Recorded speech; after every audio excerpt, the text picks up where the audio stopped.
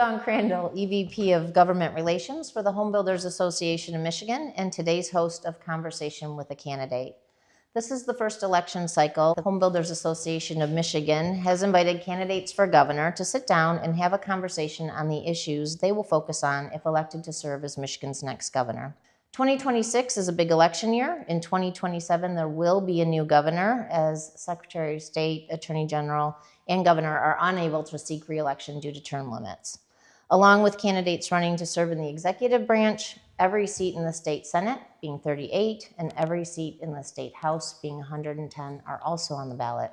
Today, I'm joined by Senate Minority Leader Aric Nesbitt, and for those of you who have tuned into our Leaders of the Legislature series, Senator Nesbitt should not be a new name to you. As a matter of fact, he joined us last May to have a conversation with us on what he saw as priorities this legislative session for the Senate Republican caucus. Aric Nesbitt was first elected to the State House in 2010, where he served 6 years. He then took a short break from the legislative branch and served as lottery commissioner. Little side note, my dad also served as lottery commissioner before he ran and won his current state Senate seat in 2018. Best job he ever had? It was. He loved it. He loved it. Senator, thank you for joining us today. You only meet the winners. I know. He has the best stories, too. My gosh.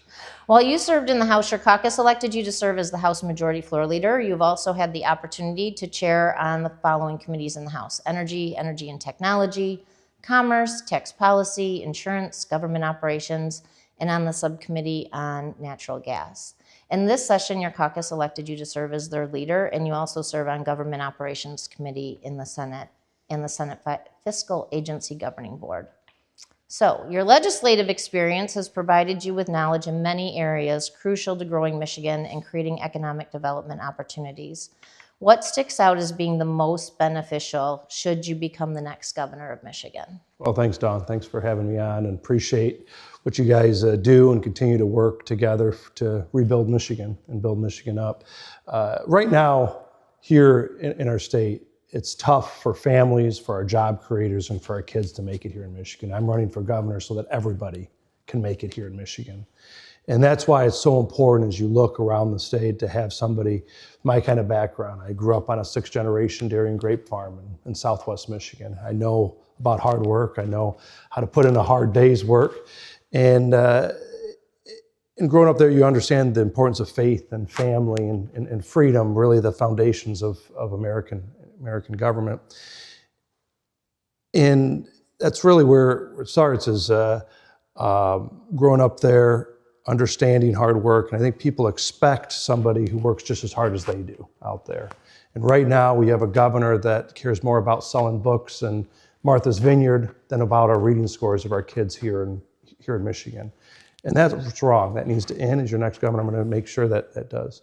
Folks ask me all the time, is it really Aric with an A? Yes, it is Aric with an A. Middle of 5 kids, all started with A's, and by the time Mom got to me, it was either going to be Aric or Erica with an A, and I'm sure glad she went with Aric. I would have grown up a little tougher if it was Erica. But I grew up without air conditioning, and believe me, you felt that after a full day of baling hay. And you bale hay when the weather is good, which is usually 90 degrees and 90-degree humidity. Worked 5 jobs getting through Hillsdale College. Did my economics degree at Hillsdale. Young family. I have 3 young kids, a 6-year-old, a 4-year-old, and an 11-month-old. And God bless my wife, Tricia. I mean, even the 11-month-old came out 9 pounds, 11 ounces. So we know how to grow them big on the farm, how to start them out. 10-1. Well, there you go. First one was expected to be 10-3. That was a week before the due date. That was Catherine. And they're like, would you like a C-section? Before they got out, like, yes, get that out. If it's anywhere close to 10 pounds, get it out. But this is where it starts. And your members and job creators across the state can recognize that the COVID lockdowns did a disservice to the state. We had the worst lockdowns in the nation. Yes, we were deemed non-essential during that time frame. And whether it's, my plumber, actually, the guy I had to call, he actually moved to Florida because that was, whereas he had a second home down there and went down there for 3 months and never came back because he could actually work down there instead of up here. How many tradespeople did we lose to other states just because of that? But 6 years ago, we were expecting our second born. And drove my wife to the OB's office during the second set of lockdowns, and we were joking on the way in, parked the car. She went in. I couldn't go in because of Governor Whitmer and the Democrats' lockdowns here in Lansing. And I get the text from my wife saying we lost our second to a miscarriage. Oh, so sorry. The worst thing that could happen to a parent, and I couldn't be holding her hand and hugging her because the Democrats and Gretchen Whitmer here in Lansing, is your next governor, that's going to never happen again. I'm going to make sure that we never lock down again. And we see that throughout the state, where it's tough for families to make it here in Michigan, not just from the lockdowns, but the Democrats' policies and Governor Whitmer here in Lansing, where the average family is making $9,000 less than what the average family nationally makes. You have job creators that are making it tough here in Michigan, from the regulations, from the bureaucracy coming out of Lansing, the red tape, and you hear it our costs across the state. And our kids can't make it here in Michigan. When 3 out of 5 can't read at grade level, there's a real challenge. And so as I look at it, the next governor, and as your next governor, I'm going to work to make sure that families can make it here in Michigan. I mean, I was up in Gladwin a little bit ago, and I was talking to a guy that moved from Tennessee to Michigan. You don't meet too many of those folks. No, you don't. And because Tennessee is a right-to-work state, no income tax state, no statewide property taxes. And he goes, he adds up his bills here in Michigan, his energy, his insurance bills, his local property tax, and he comes up that he's paying $5,000 more for the privilege of living here in Michigan than in Tennessee.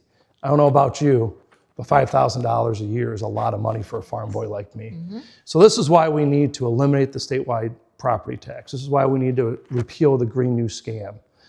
To make sure that we lower energy costs instead of increase energy costs, and repeal no fault to make our insurance markets more competitive here in the state of Michigan to bring down the costs. That's how you make sure every family can make it here in Michigan. But then you also have to raise incomes.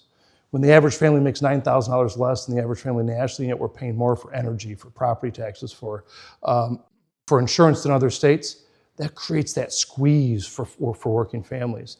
And so you got to take a flamethrower to the bureaucracy that's happening here in Lansing and these different departments that are stifling business growth and investment. I mean, there's a manufacturer in Holland that's trying to replace their docks on a lake.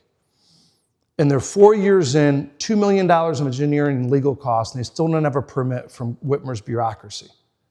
That needs to end. We need to say we're open for business to allow manufacturers, for job creators to invest and grow here in our state. That's how you make sure every job creator can make it here in Michigan. And then for the kids, day one is the next governor. I'm going to sign President Trump's scholarship, school choice scholarship for students to allow every kid to have a choice of where they go to school. You need to get the woke DEI-ness out of our schools and to make sure that they're back to basics. Make sure every kid can read by 3rd grade, because we know right now, if you're not reading by 4th grade, and 3 out of 5 4th graders aren't able to read at grade level in Michigan, we're 44th out of 50 states. That if they're not able to read at grade level by 4th grade, that there's a nearly 70% chance they do one of 2 things in their life: be in jail or on social welfare at some point. That paints a very grim picture for the future of Michigan. I want to paint a very different picture for the future of Michigan. One where every kid can succeed and every kid can make it here in Michigan. And then finally, you have to bring back the trades. You know who Mike Rowe is, right? Dirty Jobs? Yes. He spoke at an event last year in Dearborn. And Mike says for every 5 people retiring from the trades, there's only 2 people replacing them. And that's true in Michigan. We have the statistics for that. And it's that supply and demand. If you don't have the labor force, I mean, we're going to talk a little bit about the cost of housing in our state, but labor is a big part of that. Yeah. And if we don't have the supply and the demand, that also helps or increases the cost of housing. Well, and this is the point, is that 25 years ago, I think the bureaucrats in Lansing and DC sold a lot of folks a lie and saying everybody has to go on to college. And yet we're not even preparing our kids for college. I look at my brother, 35 years ago, he graduated from high school. And he was able to do his junior year diesel mechanics at the local vocational center. And he was one of those C-average students, right?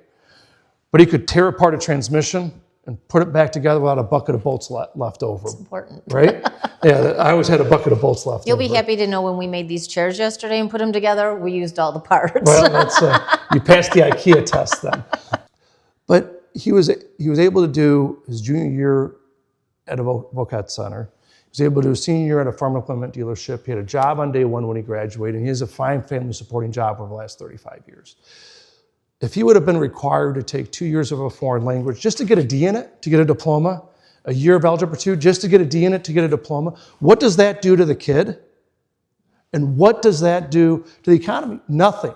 You got to shake up the status quo that's happening in Lansing to make sure every kid can read, every family has school choice, and we get the wokeness and DEI out of our schools, back to basics, allowing trades as an honorable profession, whether it's workforce development, whether it's career readiness, or whether it's just work co-ops.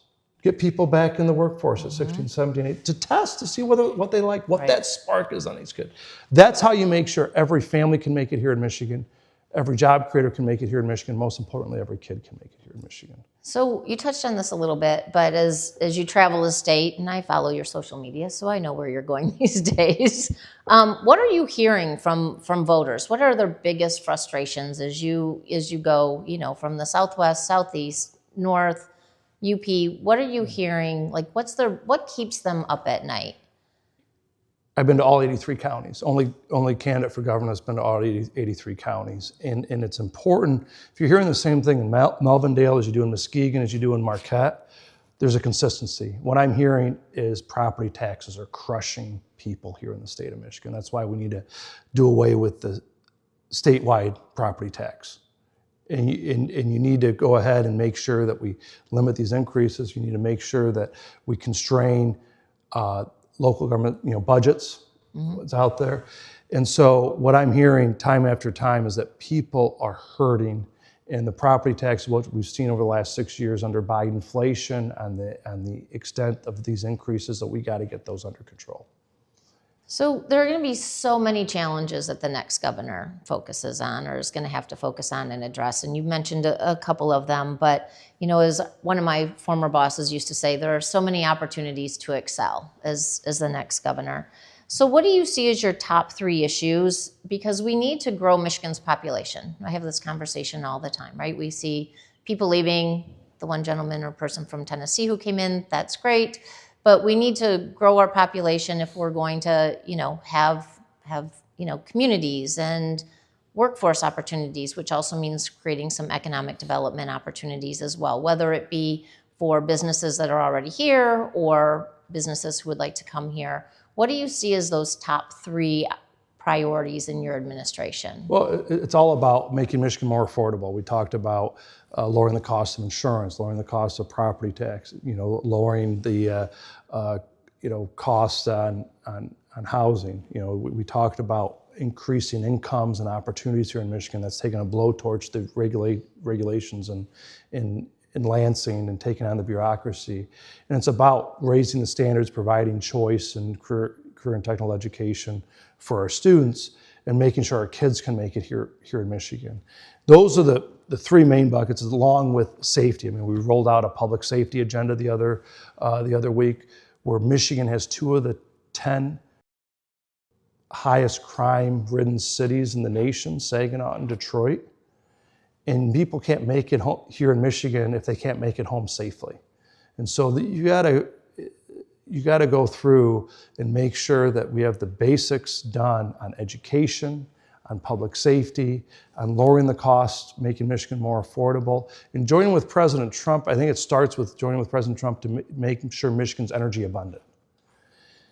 And right now, under Gretchen Whitmer and the Democrats in Lansing, Michigan's becoming energy constrained. We have the highest energy rates in the Midwest. People are hurting from that.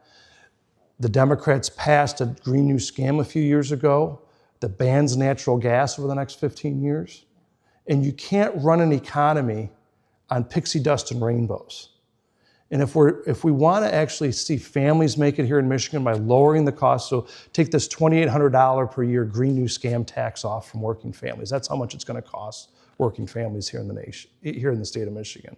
So we got to repeal the Green New Scam, stop taking 300,000 acres of farm and forest land that it'll take for these solar developments across the state that we'll never come back to farm and forest land again. Got to build Line 5, say we're open for business with new natural gas plants being invested here, reopening nuclear plants and expanding our energy here in the state. And joining with President Trump as he makes it made in the USA to make sure we make it here in Michigan again. And so that's the top priorities is making Michigan energy abundant, to lower the cost of living for Michigan families, increase work opportunities for Michigan workers, along with providing school choice and accountability in our schools and making Michigan more affordable. So we talked a little bit before we started filming this on building permits and what's taking place in Michigan and kind of the history. And I always like to reference three numbers when talking about housing. So in 2005, there were roughly 54,000 single-family permits pulled. In 2007, that number dropped to 15,000. And in 2009, that number dropped to 6,900. And while people may see homes being built, we're in a brand new home here. Thank you to Joe Schroeder, who's one of our members, for opening his home for us. And you see trucks delivering trusses. In fact, if you look out this window behind us, you can see a new home going up. But until you hear those numbers, you really don't appreciate where we were and where we are today. And we always say at the HBA of Michigan, housing is economic development. If you want to grow population, you need homes for people to move into that aren't, 50 years plus in age.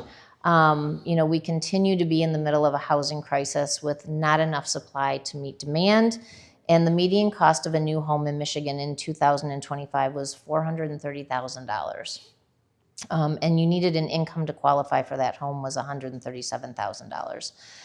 The Home Builders Association of Michigan for this year is forecasting 15,376 single-family permits to be pulled, and that is down from 2025 when there were 15,821.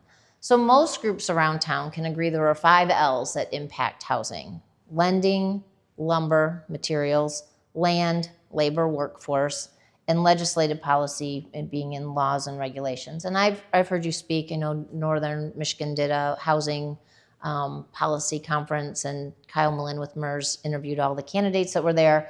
And I appreciate you recognizing the impact that regulations have on housing. You referenced our number that the National Association of Home Builders puts together every 5 years, that it's roughly $94,000 per home before a shovel gets put in the ground. I also want to be clear on this number because some people have challenged me that includes a lot of costs. So one being the cost of applying for zoning approvals, hard cost of compliance, so fees, required studies that builders are required as they're going through and building developments, land dedicated to the government or otherwise left unbuilt, standard setbacks that go beyond the ordinary, fees paid by the builder after purchasing the lot, changes to building codes, which we have not updated since 2015. We are still building to the 2015 Michigan Residential Code.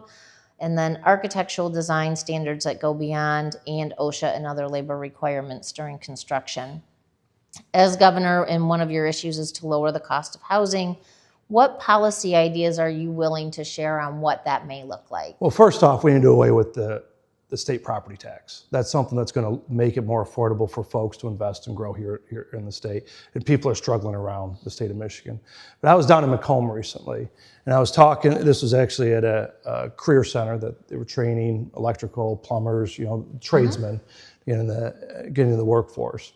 And I was talking to an owner of an electrical company. He said he had this Marine that left the Marines, and I never say former Marine because once you're a Marine, you're always a Marine. But he started his journeyman, towards becoming a master electrician here in Southwest Michigan. Somebody we'd want, a former military guy, somebody who's becoming a tradesman, and he was looking to buy his first home. And it was unaffordable for somebody who's in a good paying profession and building up. Ended up moving to Indiana before he finished getting through his electrical, journeyman position. And we lost that person to another state. And I hear that story time after time, that if we're going to compete and win in the 21st century, that we have to step up and take a blowtorch to Lansing's bureaucracy. You hear it day after day with EGLE's permitting processes. We got to get Lansing in order. We got to bring down, eliminate the state property tax. We got to go ahead and reinvest in our trades, and saying that there's, try to find a plumber, a pipe fitter, an electrician. These tradesmen right now, HVAC person. All these folks are good family supporting jobs, but there's becoming a crisis in the state of Michigan of folks that are trained to do this kind of work. And a lot of these folks start their own small businesses. Yes. You don't just work for other people. You find that you can start a vibrant small business. And so I look at a comparison over the last 25 years. Indiana's grown by nearly 1 million people. Michigan's flatlined. And if we do nothing as a state, as we just keep the status quo the way it's going in Lansing, we're going to lose another 700,000 people in the next 30 years. That's what the state demographer figures. And believe me, Michigan's a much nicer state than Indiana. I've been to Indiana. I married a Hoosier. I mean, our parks, our lakes, our hunting land, it's a much nicer state. But policies make a difference. Indiana's a right-to-work state. Indiana's lowering their income tax, their business taxes. Indiana's lower property taxes. They have lower energy costs, lower insurance costs, or lower workman's comp costs. You go down the list, they have a great new programs and scholarships for apprenticeship and journeyman programs with actual built-in ROI. And this is something where you look at a state just south of us like Indiana that's grown by 1 million people the last 25 years, and Michigan's barely budged. We're in a crisis right now. And we're a bottom 10 state in income. The average Michigan family makes $9,000 less than the average family, nationally. Yet we have higher costs than other states do.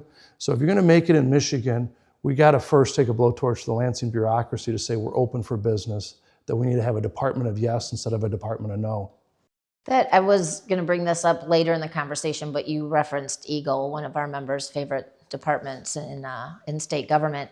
And I think a lot of people, as they watch this, they understand that senators and representatives introduce legislation, pass legislation, hopefully, or kill legislation, depending on the issue.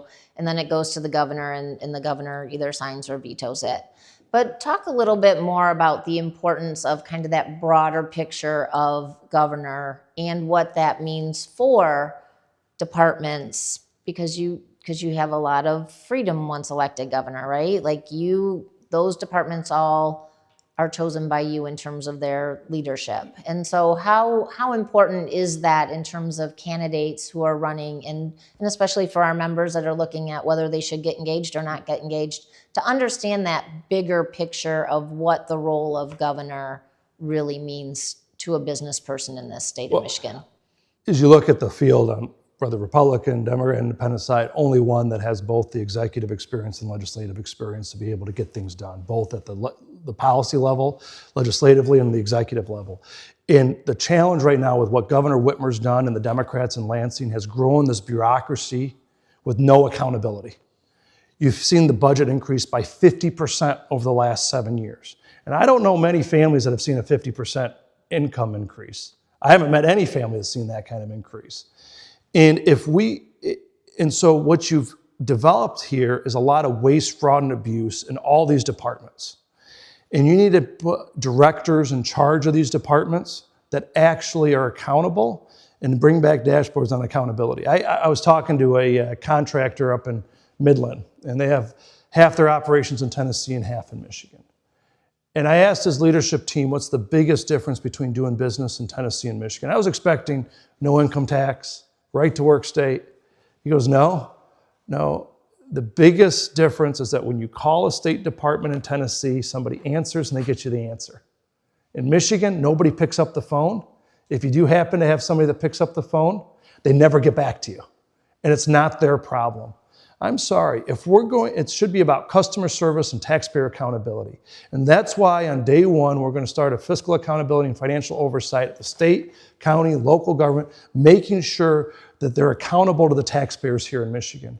That we root out waste, fraud, and abuse, that we do away with any unnecessary regulations, not just on the spending side, but on the regulatory and licensure side, which is hurting a lot of folks right now. And if you're going to say you're open for business, Michigan has to be open for business. That's why you have to appoint directors that every day, on day 1, day 60, year 4, is rooting out waste, fraud, and abuse and making sure they're accountable to the taxpayers, whether it's Treasury or whether it's social welfare services, where it's about getting people into the workforce instead of how many people are on welfare.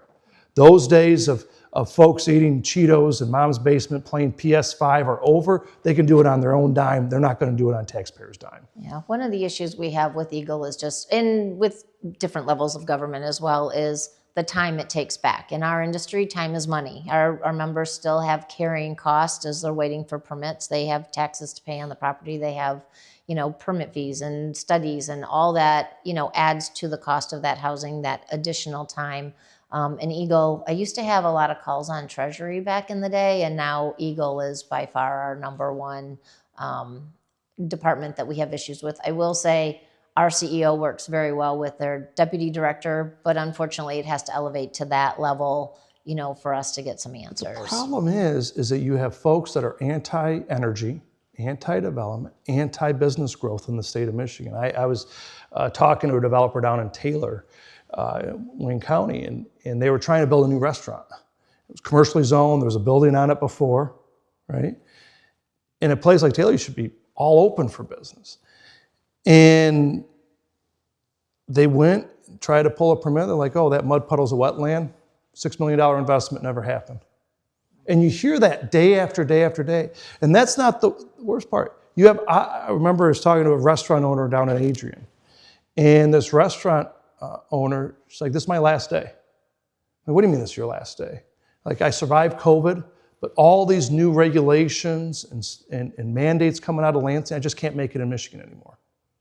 I can't comply. It's not worth it. I'm moving back to Ohio. 12 people are losing their jobs today. You don't see that on the front page of a newspaper, right, but you see and hear it throughout the state. I've been to all 83 counties, and it's just becoming tougher and tougher for families to make it here in Michigan and job creators to make it here in Michigan. We got to get Lansing's house in order to say we're open for business. We talked to labor, which is another L on our list, and you mentioned for, every 5, we have 2 coming in, and we actually purchased the license list. The more shocking statistic is the average age of a builder is 58. So when you look at the average age of housing in the state, it's around 50 years. You look at the average age of a builder, it's 58. We lost it. I mean, just to interrupt, it wasn't just on the skilled trade side, which I talked about earlier, because we do need to invest, but under Governor Granholm, we lost 60% of our tradesmen to other states, especially those that would be mid-40s now, yeah, or late 30s. And we lost them to places like Chicago and Indianapolis. I mean, even Cleveland, of all places. But those folks didn't come back, whether they were building roads, whether they were building houses, whether they were building manufacturing facilities. And they didn't come back, and that's part of the challenge, is that if we're serious about growing our economy, if we're serious about investing and growing here in the state of Michigan, that we have to get back to saying we're preparing folks for a lifetime of actually work here in Michigan. Yeah, we have a nonprofit called Skill to Build Michigan Foundation, and we work with kids from kindergarten to 12th grade. We are a recognized certification through Michigan Department of Education for construction trades in the CTE program. We certified 256 kids last year. We have a pretty good footing in the schools. I have to commend school counselors. They've really changed their conversation in terms of, to your point, it used to be everybody needs to go to college, everybody needs to get that 4-year degree. They're realizing that college isn't for everyone, and they're really helping and have helped us get into middle schools and to elementary schools for March's Reading Month. They've helped us distribute Billy the Builder-Bear Builds a House, Katie Leads the Crew. And then we were able to get funding for books to get to every 8th through 12th grader on skilled trades, not just ours, but to your point, all the things that make Michigan, be hopeful and grow in the future. But as we look at that, we also reach out to veterans. You were talking about the Marine earlier. They come back with so many built-in trades and skills that they learned while in the military that we've actually published a book for veterans that says, if you did this in the Army, check out this trade in the back. And we're really trying to connect then those students and those veterans with people in the industry to help grow that. So what are some of your solutions when we look at, the labor shortage in the construction industry to get, and I know you talked about work, getting work studies and all of that, but how do we encourage those kids that may be living in their parents' basement to come into the sunshine and see that there are career opportunities that, to your point, if you want to be, you can be your own business person in a relatively short time frame? Well, I think the first thing is saying that if you look at the last 7 years, especially under COVID, that they were paying people more to get out of the workforce than be in the workforce. And that hasn't changed under Governor Whitmer. It's just gotten worse in terms of those that are involved. And so you got to go ahead and make social welfare about getting into the job market instead of staying out of the job market. I think that's a really important first thing. And if, as I said, if you're eating Cheetos in mom's basement and playing PS5, you do it on your own dime, not the taxpayer dime. That's an important step, along with saying, what's that spark? Each child is different. And trying to figure out what that spark is and having them experiment. Is it auto mechanics? Is it trades? Is it college? Like, open those up earlier.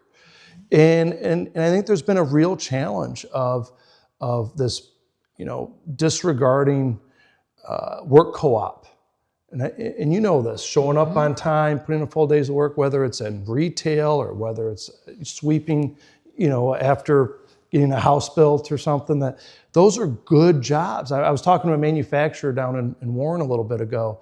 I was actually doing a tour, and he had a 17-year-old, I hate saying kid, but a 17-year-old kid who wanted to work in his manufacturing business, but it became near impossible between the rules and insurance and laws to have this kid experience a manufacturing job, and he wanted to work. We need to be lifting these guys up. I mean, hell, I'm somebody who at 9 years old was steering the baler down the row while my dad was stacking hay at the end, and then turning that around. Or at 13, I had my first job I got paid for, because I never got paid on the farm. My dad always said, you got food on the table, roof over your head. Roof might have leaked a little bit, but it was still a roof over your head. And you learn that value of hard work. And I remember working for my grandpa, and he paid me half a minimum wage, clearing nettles out of the middle of grape row vineyards. And boy, that was hot work in the middle of summer. But I don't know if I was even worth half a minimum wage at that age. But I got a paycheck, and you learn that value of work. And that's something where I think too often we don't understand that getting that beginning job, that first job, makes a difference. And that's the important thing, is you're going to make it in Michigan. Make sure that we have those opportunities that are here. Open up those pathways in schools to make sure that career and technical education are an option. And also allowing kids to say that it's both a magnet on saying these are career support, these family supporting careers are an option, but it's also making sure that option of just having able-bodied adults being on social welfare isn't an option. Yeah, I would challenge any legislator. We talk about construction trades.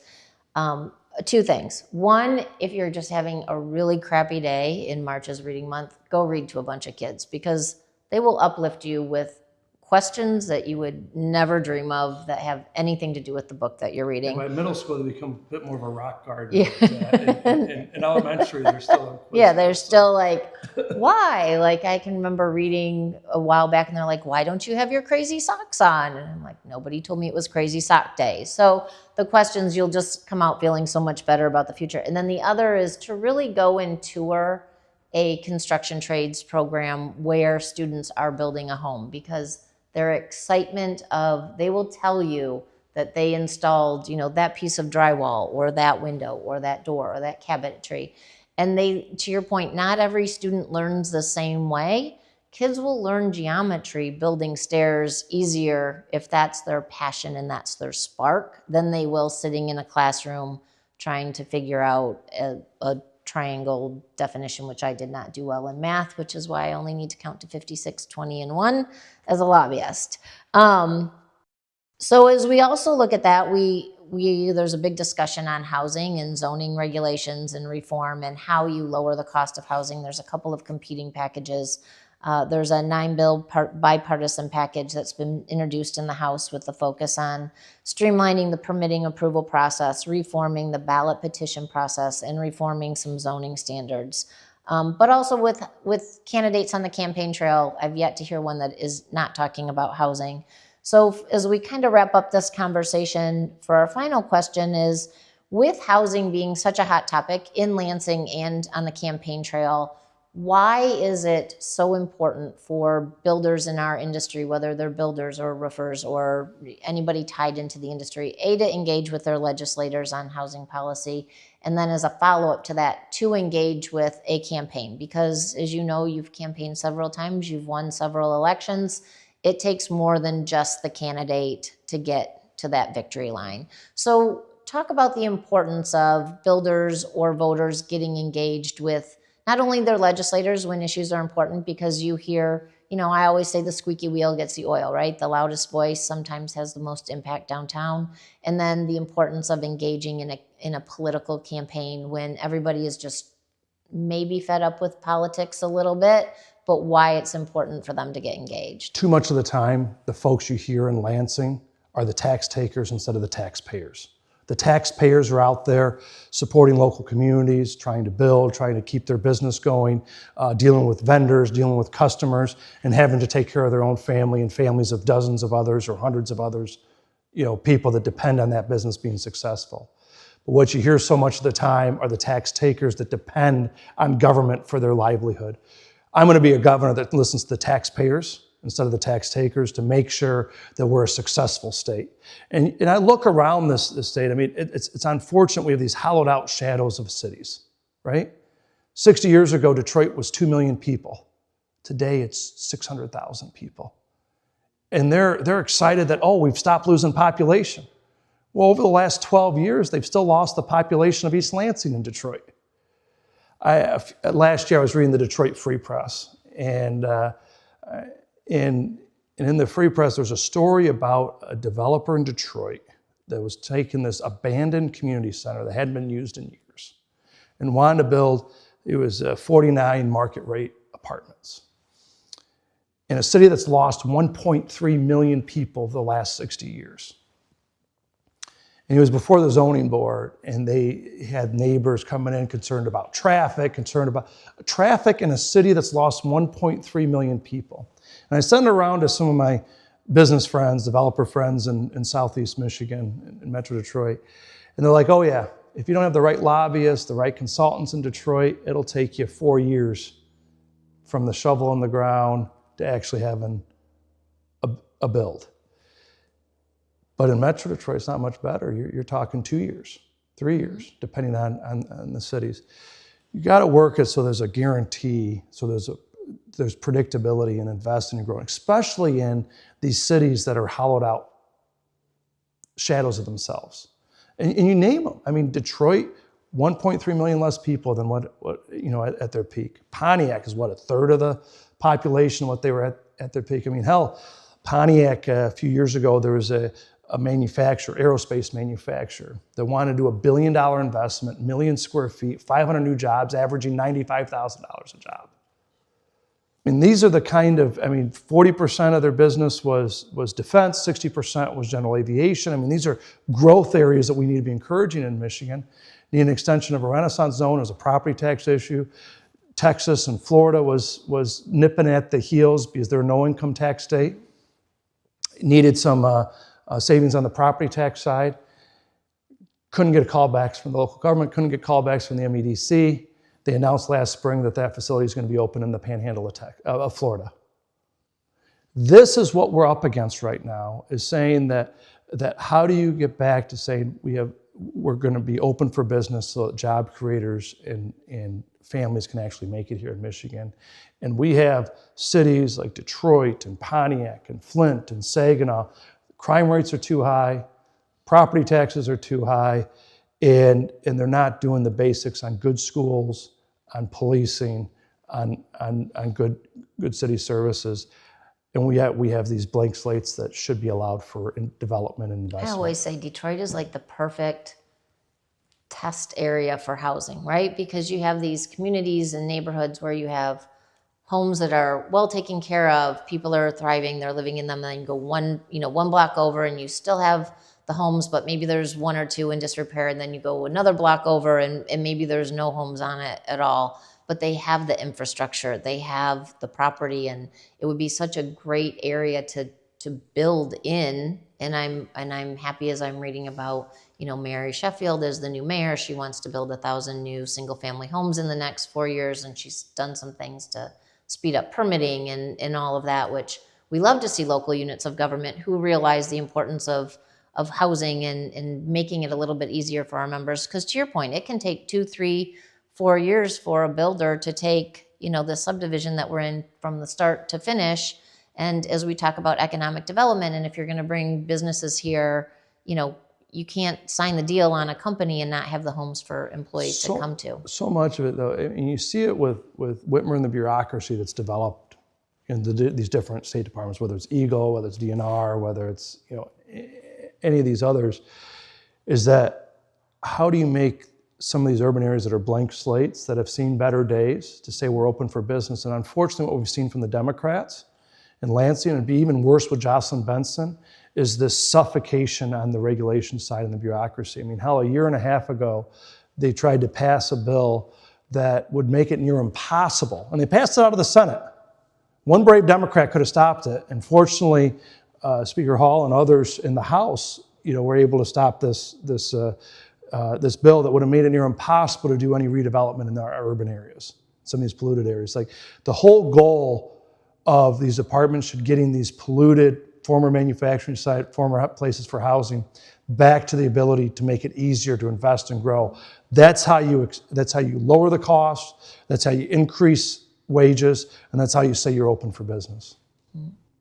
Well, on that, I do want you to though touch on the importance of getting involved politically with voters around the state, because you can't do it by yourself. No candidate. Those with the best team win, and we're building that team. And so go to nesbittforgovernor.com, take a look at positions. We're on Twitter and Facebook and even TikTok. If I think you follow me on there. Yep. And you got to go where the voters are, and that's why I've been to all 83 counties. That's why last year, we started early. Is having those conversations around the state, building up those coalitions. We're rolling out coalitions for job creators for Nesbitt, farmers for Nesbitt, sportsmen. We're raising the profile. That's why I've had 12.5 sheriffs that have endorsed me. That's why we went out and raised $3 million last year. Reported $2.25 million cash in hand. We got to build that base of support, and that's why I encourage your members and job creators to take a look at my website, take a look at me, host a meet and greet locally for me, and just get to know who I am and the policies that we're doing. And I know you've had some of your members do that across the state, Yes. and I appreciate that. We're looking forward to being more engaged this political season as housing continues to be such an important issue to our state and growing our state. But it's about housing, but it's also about saying we're open for business, we're open for families, our schools are actually good. And as I go around the state, I meet with a lot of different people. And we're celebrating, I'm going to end it on this. We're celebrating 250 years as a country. Yes. We're a young country with the oldest constitution in the world for a reason. And I was sitting down with a group of Middle Eastern business owners in Wayne County a little bit ago. And there was a guy about my age. He immigrated here when he was 12. And he looked a little different than this white farm boy from Southwest Michigan. But sitting down with him, his parents started this little garage in Wayne County, and he's growing that into a 9-figure business over the last several years. And they rebuild axles, they rebuild dirty work, but good work in terms of affordable auto parts. And he goes, I couldn't have done this anywhere else in the world. And I challenged him a little bit. There's other countries with private property rights, free market economics, and the rule of law, the ingredients that you need for a successful economy. He goes, no. You go to Paris, and there's 4 generations of Algerian in the same neighborhood, and they're still Algerian, they're not French. You go to Berlin, there's 4 generations of Turks in the same neighborhood, and they're still Turkish, not German. He looks me in the eye. I'm an American. My kids are an American. You and I may have a different religion, but I'm a capitalist. And I asked him why that is. And he goes, it's because of those rebels in the 1700s that believed in the individual over the state, that believed in families over government, and believed our rights came from a creator, not the government. I bring that up because The media wants to separate us, want to divide us, all this negativity that's out there. There's a lot more that unites us as I go around the state. And what unites us is saying, we expect good schools.